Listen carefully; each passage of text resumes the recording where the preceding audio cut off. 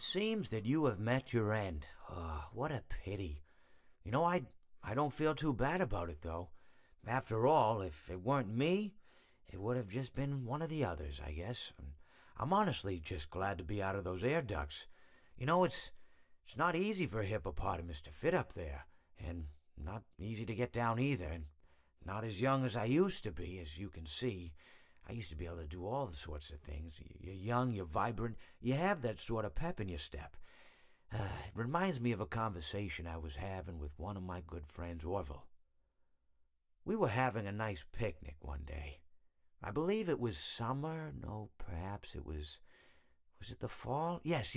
It was the fall because the leaves had turned already.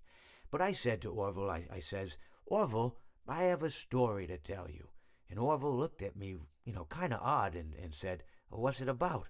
I said to him, not every story has to be about something, Orville.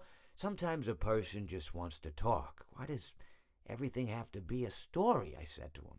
He just looked at me and he said, well, you said you had a story, and he was quite right. I did, in fact. I told him I had a story. I suppose if a person just wants to talk, then it's best to not announce that you're telling a story. Telling a story does come with its own pressures and expectations, I suppose. After all, if you're just talking to a friend, then there's no more expectations than if you were talking into the wind. Words by themselves aren't expected to carry, aren't expected to stick. But if you announce you're telling a story, well then, there'd better be a point to it all, No one wants to sit and listen to someone ramble on and on and on with absolutely no end in sight. So, it's good to be mindful that when you tell someone that you're about to tell a story, that you have something to say. Telling someone that you're going to tell them a story is tantamount to asking them to stop what they're doing and pay attention.